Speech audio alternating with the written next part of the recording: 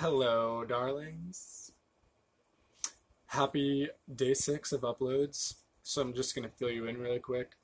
There's two parts to this video because I actually already filmed this part, but it kind of did this like voice lapse and like the screen wasn't matching the words.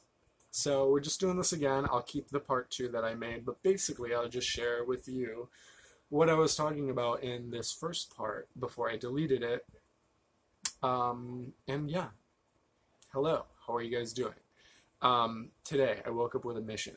I was 2 days without my vape here because I ran out of Atomizers and vape juice and I was dry as fuck and I couldn't get them anywhere.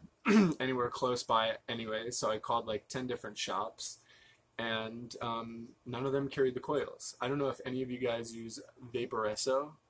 This brand is like rare, like they'll sell the devices a lot of places, but it's really hard to find the atomizers for this vape, which is kind of strange. So if you want something that's convenient, then I probably recommend going with like a smock tank,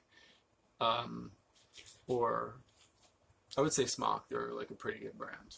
I wouldn't recommend anything else besides this. But so yeah, I called 12 different places before I actually found one that I can replace this with. So I had to go and do it.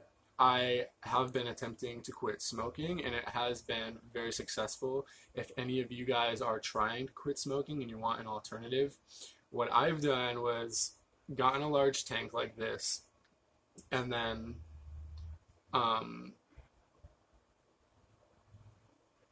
I think the time-lapse thing just happened again, so I'm going to try and just like wrap this up really quick and then it'll go into part 2.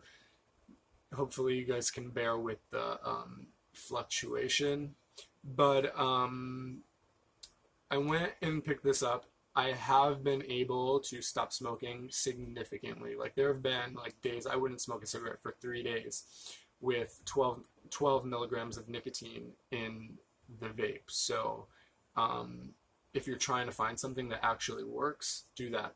What I was also talking about was if you're changing the atomizer, changing your coil, and filling it with juice, what I want to recommend is if you're going to change a coil, do it at night, put the juice in, let the juice sit in the tank overnight so that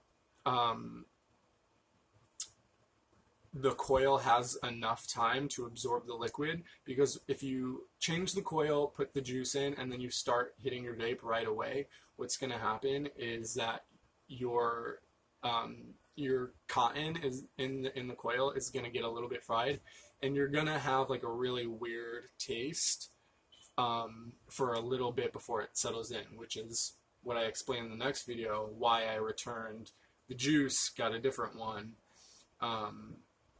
because it tasted weird, but then after it sat in the tank, it went back to normal. So that's my suggestion for changing your atomizer in a vape. Take notes, okay? So I'll end this video.